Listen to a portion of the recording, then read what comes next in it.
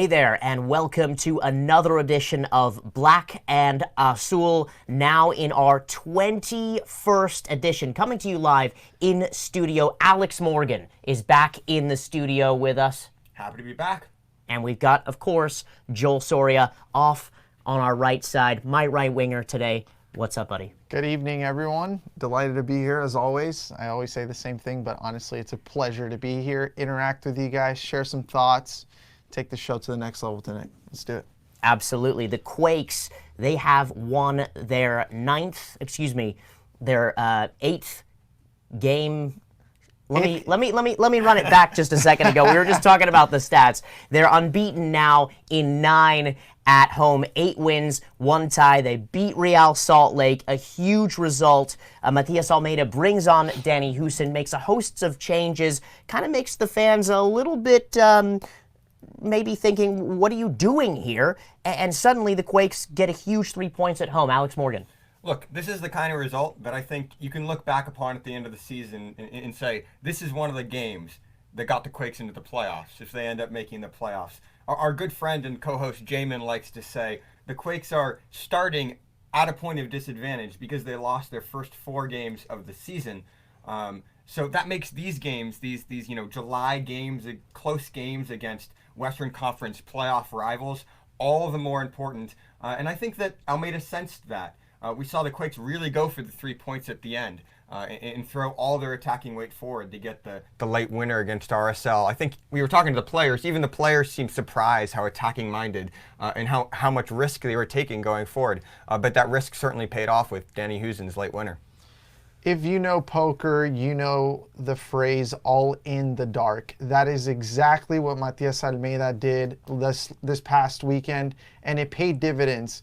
His substitutions as of late have been spot on. There's no one else in this league doing it better than Almeida at the moment. And obviously, it puzzled a lot of people. It puzzled us up in the press box. It puzzled Chris Wondolowski, who we spoke with after the match. He was actually a little baffled, a little mind-boggled by the fact that, when the game ended, there were only 2 defenders on the field. Everyone else outside of that has played midfield or forward. But it paid off, and these are the type of risks that this team is going to have to take. Almeida understands that. His coaching staff understands that from here on out, it's do or die. Yeah, absolutely. And I think Matias Almeida is a serial winner. It took him, a month or 2 to kind of warm up and get the engines going. But these engines are going at gear number 5, gear number 6, gear number 7, potentially, if they can get a result against the Galaxy. And tactically, it's a genius move to throw on a striker, take off a defender, and get these points at home. And we talk about it week in, week out on this show, and I sound like a broken record. But at the same time, you got to win at home. You got to win these games at home. And Matias Almeida is not just tying games at home and picking up a point here, a point there. In the last 9, it's been 8 wins and a tie. So it is significant. It's not just this little, let's inch up the ladder type of thing. This guy really wants to get there, and he understands the parity in the league. It's important given how tight the playoff race is in the Western Conference. And I would say, not to necessarily take away from what Matias Almeida has brought to this team, but I think that bringing on Danny Houston and Shea Salinas were the obvious substitutions at that point in the match. I was, in fact, surprised that they didn't start the match. I was expecting that was their 4th game in 11 days against RSL, and they used the same starting lineup for all 4 games. I was surprised. I was expecting them to introduce Danny Houston and Shea Salinas in the lineup. They have a great connection, and I think they can offer a lot going forward. Yeah, I thought Houston's exclusion was a bit of a shocker, but I think Shea Salinas hasn't really earned a spot in the 11, given the fact that Espinosa's playing the way he's playing, and then you have Vaco, who's really broken out of that shell, right? He's been a revelation as of late. He's scored 5 or 6 goals, both in league and in regular season play. So I wasn't really shocked to see Salinas on the bench, but he has brought in that spark as a substitute. and Husen appeared this time. And then you start to think, hypothetical situations in the future where you're going to have Carlos Fierro and Andy Rios on the bench competing for time, competing for minutes, and they're going to make late appearances on. And what are they going to bring to the table? This team, maybe a lot of people can argue isn't the most formidable, but, Matias also said it today, and we'll talk a little bit about that later on in the show. This team has is in a pretty good state at the moment. This team has enough quality, and we've mentioned this time and time again, has enough quality to make the playoffs. Now, it's going to be a carousel the next couple of weeks, the next couple of months. People are going to be exchanging spots. The ride's going to be stopping a bit, and it's going to, keep teams stagnated at different positions. But, at the end of the day, it's going to be a battle for those top 7 spots. Yeah, absolutely. And one of the things that we talked about last week on the show was having quality players in certain positions as backup players. And so even if Shea Salinas is putting out an output of his best goal-scoring form ever in his career, he has Vaco, a player that on this show a couple of us kind of wrote off, or I called him the fall guy, but worked his way back into this team. And Cristian Espinoza, who's been absolutely, odds on and played, brilliantly this year. The good thing about having, multiple wingers is one winger is going to have a bad day. And you're going to have to take that winger off and then put another winger on for that winger. And so, in the system, you're going to have maybe 4 to 5 good wingers that can do that. And 1 or 2 of them can play underneath as well. And so that's a nice thing to have. I think they have a lot of depth, and they have the potential to make some good rotation. But I don't think any player wants to play that super sub role. And Shea and Danny have done it well, but none of them are vying. They all want to be starters. And I think that given that Wondolowski, as Joel said, hasn't scored in 4 games now, and I think even Vaco's cooling down slightly from the amazing run of form he's had, that I think Danny is practically a shoo-in going into the LA Galaxy match on Friday, and that I would like to see Shea Salinas step into the starting role of midfield as well. Yeah, and I mean, that's something that the Quakes haven't had in years. The fact that when a player goes cold, another one just goes insanely hot right at that split second when the other one, fuses out. But, we're talking a lot about the attack. Let's talk a little bit about the defensive work. If it wasn't really for Kasha's tremendous game, and not only Kasha's, but Daniel Vega's, I mean, the guy was unstoppable. He had a couple of one-on-one spectacular saves, and then he had that near blunder from Jackson Ewell that was going to go in at the top corner. Somehow he gets and stretches a hand, gets that over the bar. This is a big part to the Quakes' recent success, is the defensive work from Kasha and from Jungwirth. Remember, Kasha was only a couple of months ago was on the outside looking in with Vaco, and now he's become a staple in this 11, as has Vaco. And Jungwirth, I think all of us have been kind of, vying for him to be a part of this 11, and it's paid off. So, Jamin Moore, our colleague, sent over the XGs to me, and it looks like the Quakes were at 1.1 and RSL was at 1.09. Sorry, the Quakes were at 1.01. So, it was a toss-up. It easily could have been a draw, and obviously it was Husen who saved the team at death, but it was also Vega who had a couple, like I said, astonishing saves that at the end of the day granted the Quakes 3 important points. And it's obvious to see the attacking options up front, because you see the different goal scorers stepping up and taking their place and taking a hold of the weight and putting in the goals up top. But I think in the defense, the Quakes have also had a lot of rotation and a lot of good depth, with Kasia coming in. And I think that will make it tricky now with 2 defenders returning from Gold Cup duty. Nick Lima will be back for the Quakes after having played for the U.S. men's national team. And I think he's basically he will reassume his role at left back. He'll take over from Marcus Lopez. But he was just recently with the U.S. men's national team on Sunday, so it'll be a little more touch and go as to when his fitness is fully back and when he'll be able to reintegrate with the first 11. And then Harold Cummings as well, coming back from having played for Panama at the Gold Cup. He has had a little more time to recover, because Panama were eliminated by Jamaica in the quarterfinals. But also, Guram Kashia has taken his spot and played very well, so it's sort of up in the air as whether he even deserves. He'll have to prove his way back into the starting lineup either way. Yeah, and just a quick confirmation, both of the players that you mentioned, both Lima and Cummings, have been training with the team as of yesterday. From what I'm hearing, they should be ready and will travel with the team to Los Angeles tomorrow.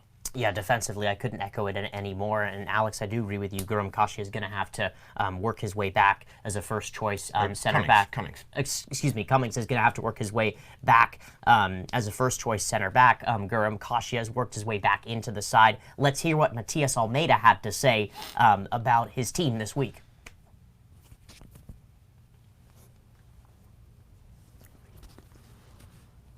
Our focus needs to be one game at a time. Our project is long-term, 4 years if God allows it.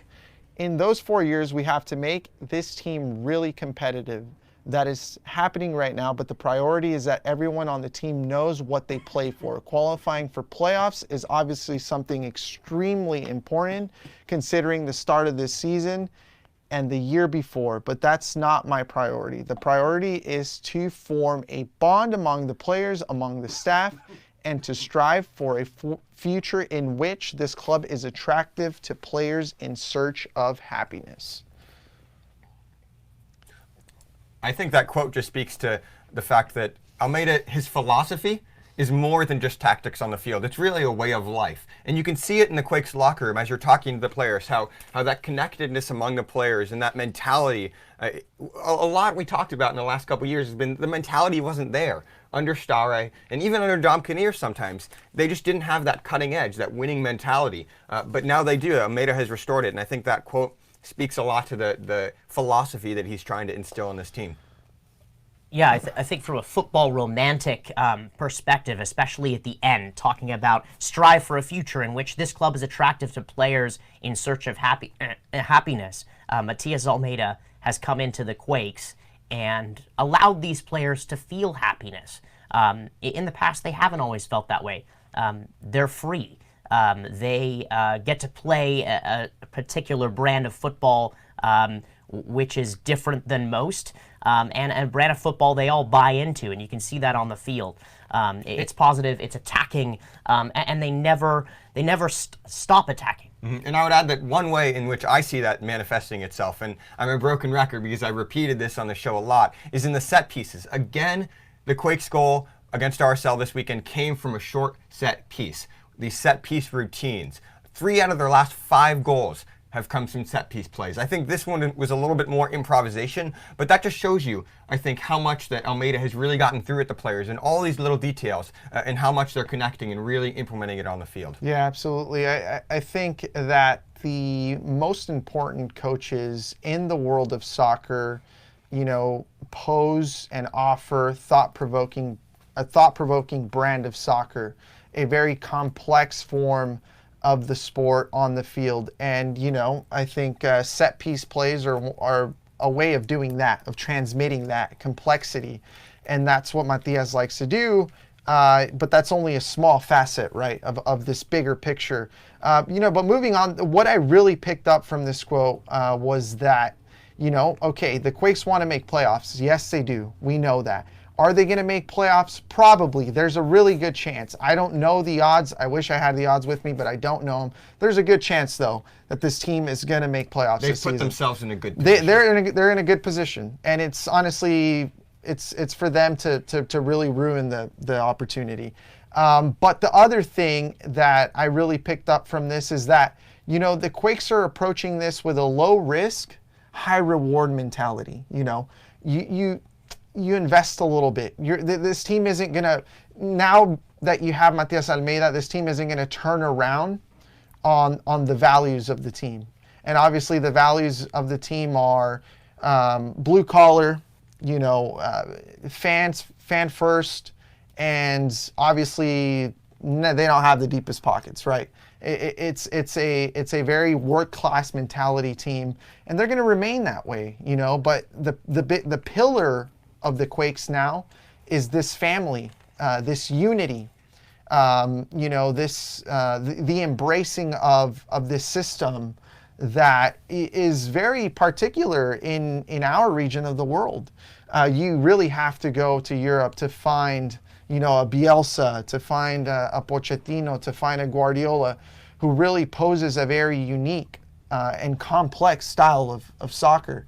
Now you find that here in San Jose, obviously with limited resources, but that's what they're betting on. It's more of the psychological and the the tactics that is really making up for the monetary lack of funds, I guess you'd say. It's something that's attractive to a lot of players. I think that's part of the Quakes recruiting strategy, is that even though they don't have the deepest pockets, this philosophy, this team is a place where players want to be. And Almeida is really able to attract a lot of good players. And as part of that, he's been able to bring in 2 new players, Carlos Fierro, who we are yet to see. He's not yet been able to train with the Quakes because of a paperwork issue. I think Joel can give you the full update. And Rios, another forward who is set to join shortly. Yep, absolutely. I mean, both players will be joining somewhat soon. I mean, Fierro today, Matias Almeida made it very clear. He expects him to be here next week training with the team. Obviously, he's not going to be in shape to really get after some minutes. So it's going to take a while for him to acclimate, to get back into shape. And Andy Rios is obviously pending. Nothing has been confirmed. Nothing has been signed. But, they're hoping, the team is hoping that they can land him in the next couple of weeks. So he'll definitely be coming after Fierro. But outside of that, Matias also confirmed it. There will be no other signings. Those 2 are what the Quakes are going to get this summer. And if Rios, pay attention here, if Rios is not a DP, if he is not announced as a DP, that means the Quakes will not have signed a 3rd DP this summer. I know for a lot of fans that is that's a big red flag. But listen to what Almeida has to say. He says that he's very content with the squad that he has, and they feel like their chances are pretty good at making playoffs and making a deep run. Obviously, they're taking it game by game. Nothing is assured, but what is assured from the words that Matias spoke today is that 2 players is going to be it this summer. Look, and I think if the Quakes don't end up signing a 3rd DP, the fans have a right to be disappointed, because the Quakes, in an annual survey conducted by Sports Illustrated of teams in the league, they confirmed that they were in the market for a 3rd DP this summer. So the fans have a total right to be disappointed if they don't end up signing one. But I would add that, if you have trust, and I think that Matias Almeida has earned a lot of trust in these last couple months, that you can see there's a larger strategy, and they're working with the room they have in the squad. And you never know with the Quakes. There's a lot of surprises. You never know what could happen here in the summer months. Let's move on to talking about the next match on tap here against the, again, arch rival LA Galaxy. And remember, the Quakes just beat the Galaxy 3-0 a couple of weekends ago at Stanford Stadium. And again, the Galaxy still second in the West behind their rivals LAFC. 19 matches played, 11 wins, just 1 draw, the lowest amount of draws in the conference, and 7 losses. And between the Quakes and the Galaxy, there is a 6-point gap between those 2 sides. How do you see this faring and breaking out? Obviously, the Galaxy are going to try to beat the Quakes at home. Yeah, obviously the Galaxy have an advantage playing at home. They play better at home than they do on the road. This time they're going to have Jonathan Dos Santos. They're going to have Uriel Antuna, who both had actually tremendous showings at the Gold Cup for Mexico. Obviously, JDS had that game-winning goal against the U.S. men's national team. So 2 huge pieces for Guillermo Barros Schelotto, 2 pieces that they dearly missed against the Quakes less than 2 weeks ago.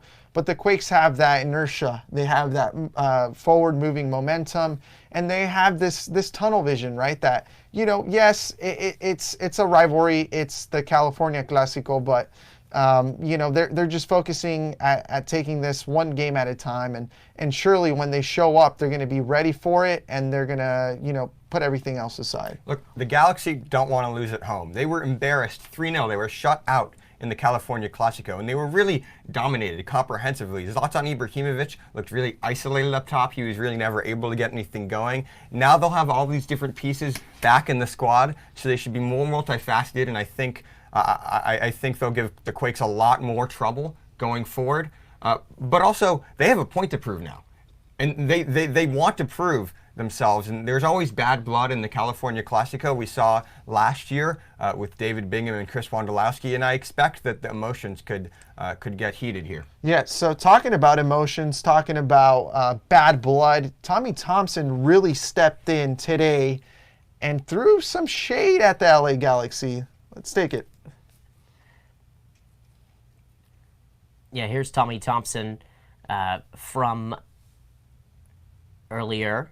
He said, "That's what I love about sport.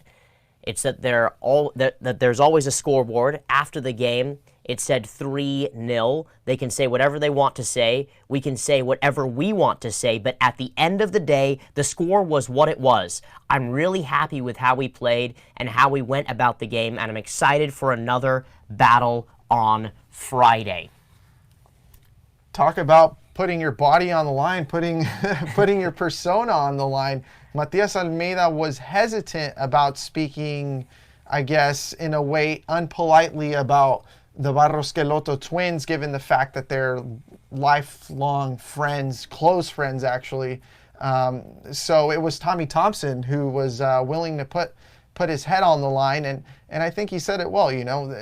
At the end of the day, GBS and Ibra weren't convinced that the Quakes were the better team last time around at Sanford Stadium. But, hey, the scoreboard does the talking, and that's what Tommy Thompson relied on. Look, it reminds me a couple of years ago when Van Damme, who was then the arch villain for the Galaxy against the Quakes, he scoreboarded the Quakes out of Aya Stadium, and I think this is the Quakes' turn to get a little payback.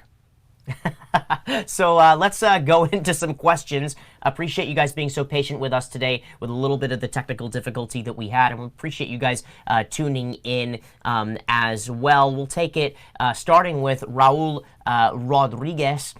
Does Almeida not trust the bench? He didn't really rotate players the last 4 games. The players he did use off the bench, Huson, Salinas, are the same each game. So we just talked about this earlier in the show.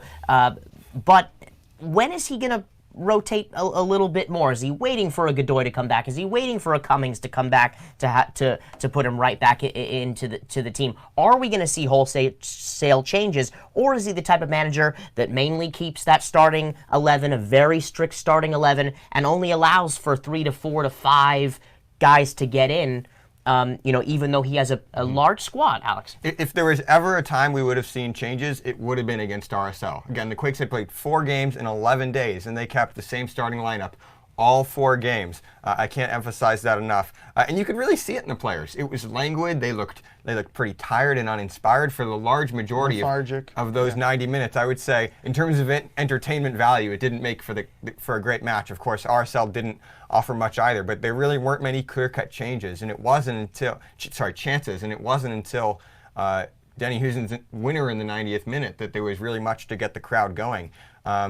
But I think it speaks more, not to a lack of trust in the bench, but the trust that he has in the starting players that he has, in the momentum that they've built. They don't really need right now more than the 14 players that are getting on the pitch.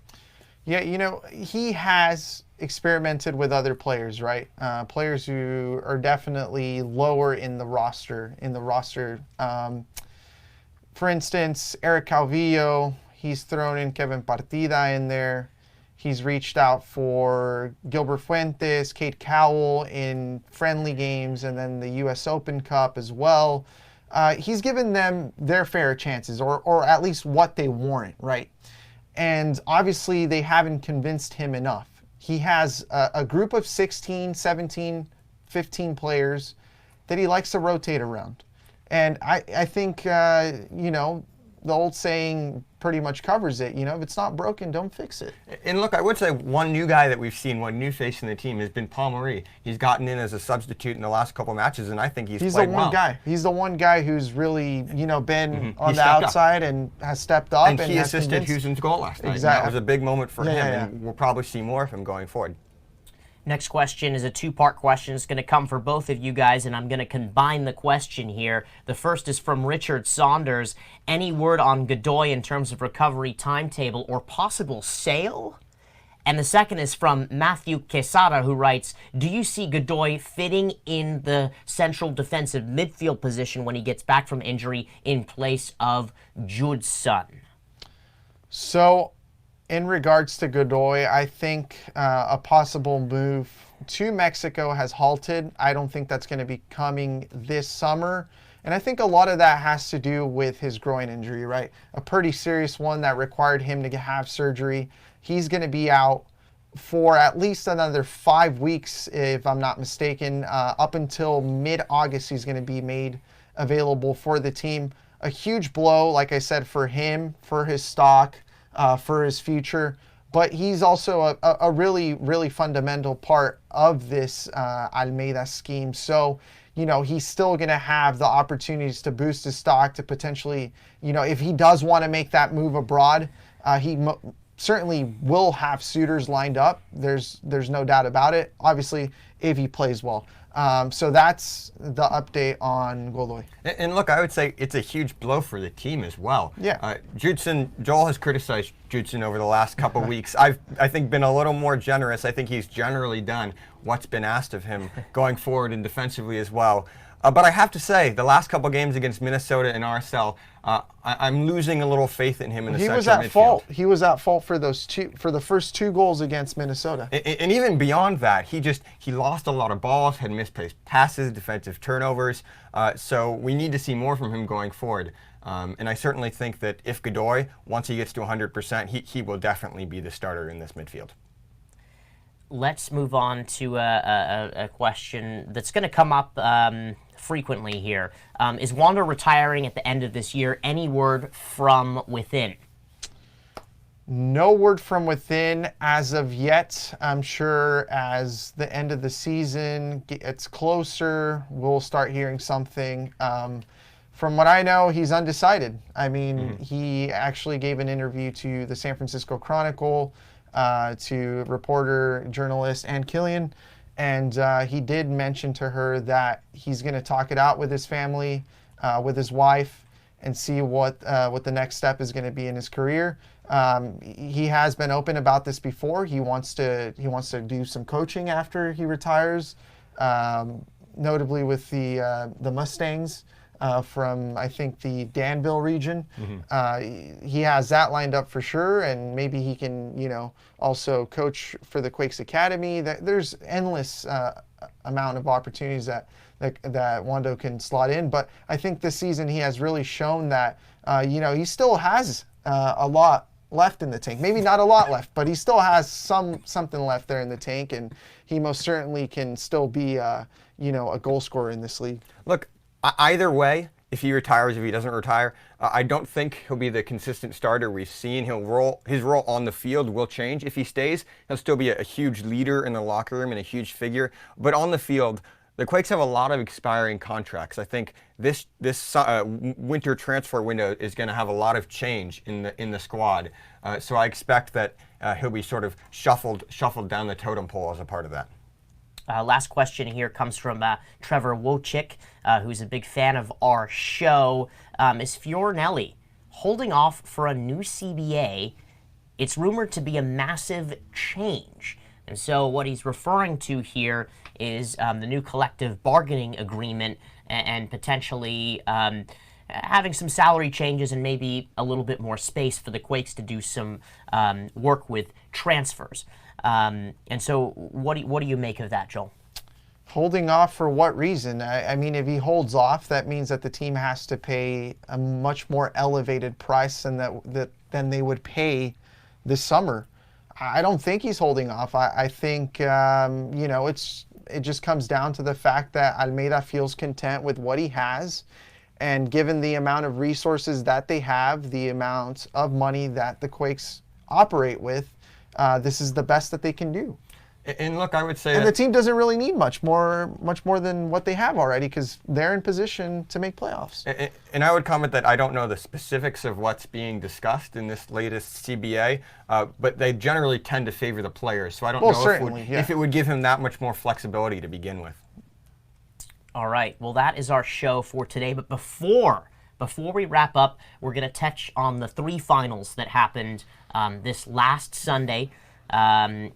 Starting with the Women's World Cup, the USA back-to-back World Cup champions. Megan Rapinoe scoring the game-winning goal, which happened to be a penalty. She also won the Golden Boot and the Golden Ball, the best player of the tournament, dispatching Netherlands. I think it was their 5th European team that they beat in a row in the tournament. Very European heavy of a tournament. There's a little bit of criticism on Jill Ellis as well, the coach, but at the same time, an extraordinary achievement for the U.S. women, Alex. Look, as hard as Jill Ellis could have or might have tried, she could not get this team to lose. They had so much momentum and so much talent. And they can talk the talk and they can walk the walk. Seriously, they put a lot of pressure on themselves, and they followed through with winning this World Cup. And of course, it's always nice to see a fellow Alex Morgan getting a part of the Golden Boot there. I think I can take a replica trophy home with me as well. We love Alex Morgans. Yeah, the women's have built an empire, a bulletproof legacy, I think, that is going to last for generations and generations, and have really not only inspired women, but have inspired not only women here in our country, but women across the globe to really aspire and fight for equality, for rights, that in other countries, that a lot of women can't even step out in public, and now they've utilized this platform to the best of their abilities, and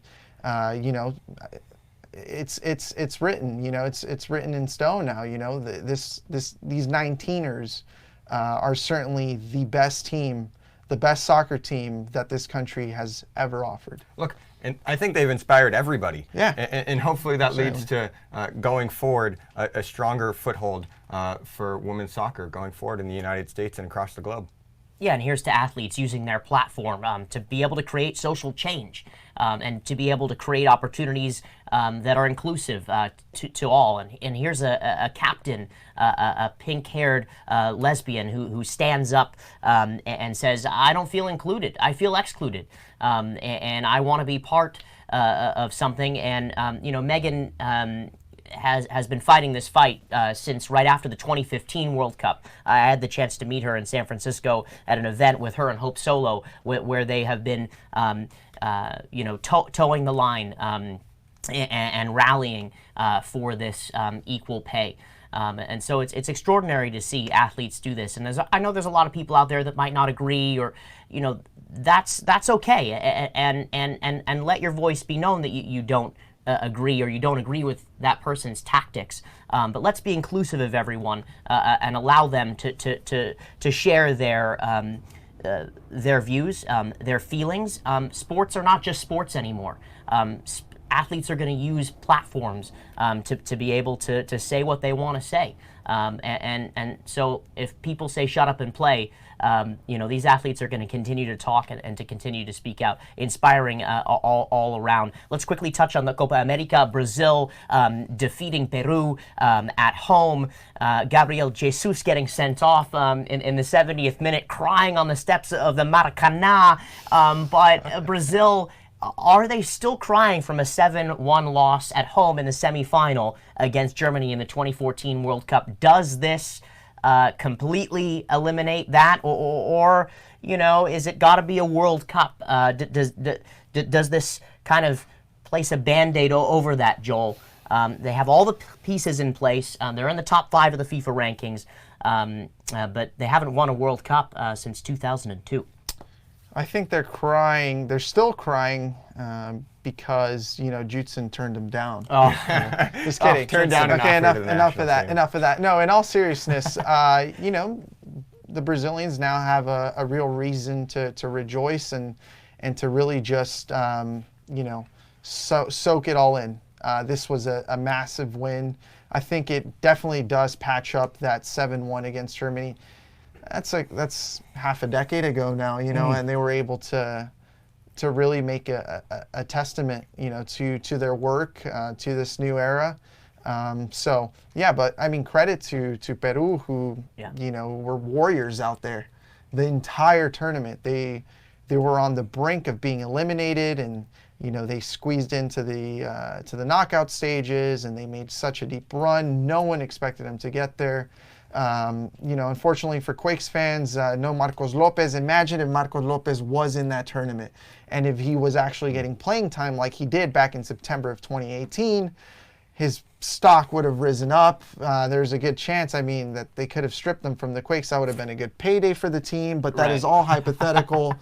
Alex Morgan. Well, look, I think it's a bummer that Marcos Lopez didn't get to participate in such an amazing event and tournament for his country. But, Brazil have always had the talent. It's a matter of recovering from that 7-1 loss to Germany and showing that mentally they can perform at that biggest stage. And they did that despite all the controversy with the referees throughout the tournament. They proved that they were the best team, and above all that, they won. So actually, you bring up a good point. You bring up officiating. You bring up, VAR as well. I think MLS has it pretty good in terms of VAR and officiating in comparison, to these international referees. I mean, these are the biggest stages that the sport has to offer. Both in the Women's World Cup and in Copa America, officiating was shambolic. It was really bad. And, I think in comparison to what we see week in and week out here in MLS, which is highly ridiculed, by the way, the officiating here is heavily looked down upon, as is the VAR. I think these players and I think viewers of this league have it much better than what we saw these past couple of weeks. Yeah, MLS was an early adopter of VAR, so they were the first one. To me, it makes sense that the system is running smoothly, and I think in good time we'll see Howard Webb. The we same can thank way. him. Webbo. He's been seen in the San Jose Earthquakes press box. Yeah, we saw him there a couple of weeks ago. That has happened. So I think in good time we'll see that the same fluidity and ease with the referees, and get out these kinks on the international stage as well. But that's part of the reason why MLS adopted this technology so early. Yeah, it's not always a tool. It's the operator. The operators, if the operators are inept, then everyone will suffer, even if the tool is there. Yeah, I think we could have a whole show on VAR and go through every single one. And our producer, Jason Sholl, is a referee / former referee. I don't know how he identifies with the refereeing world these days, but shout out to him and his brother, Aaron Sholl, who is the assistant producer of this show, who also is on the Fin Factor. We appreciate them. In other words, as always, yes. In other words, he's the lineman. Our producer has seen the corruption firsthand. Absolutely. Yeah, well, back to the He's a part of the conspiracy, really. Back to the Copa America Todd really is. quickly. I think it would have been awesome to see Marco Lopez in that Peru team playing at left back in the Maracanã in the final. But the Ricardo Gareca, who's the coach of Peru, has done a phenomenal job qualifying them for the World Cup for the first time since 1982. Last year, they barely didn't get out of the group, and they're going to be a fun team to continue to watch in South America on the rise, and they're very well supported as well. They're one of the top teams that sent fans to the World Cup in Russia last year. And he really rates Lopez, so... Absolutely. So big Peru fans here, big Gareca fans as well. The final topic we'll chat about here is the Gold Cup. Mexico defeating the United States by 1-0. What a great goal by Jonathan Dos Santos. The U.S. had their chances. They played pretty well. But, Joel, you and I spoke about this before on the show. Tata Martino, he's just a masterclass wizard of a tactician. He's calm, he's confident, he knows what to do, he knows how to inspire. But most importantly, he gets his teams to win, and credit to Mexico and a great Gold Cup, for them, and a phenomenal result. Well, he is a winner, but he wasn't a winner in finals. This was his first trophy as an international coach in 5 bouts. So it took him, I guess 5th time was a charm for him, but, Mexico got it done. It was how do I say it? It was definitely a tepid game at times. Not much going on. It started off with a big bang, the U.S. sending a clear message that they were going to miss their opportunities. Yeah. Altidore, Pulisic, yeah. If you can't finish that, chances are, the better team on paper is going to come back and bite you. And that's what Mexico did. They also threw a couple opportunities out the window, but, it's those big moments. The Dos Santos show up, and this time it was Jonathan's turn. Delightful left-footed shot to the upper left corner, I believe. No way Stefan can get to that.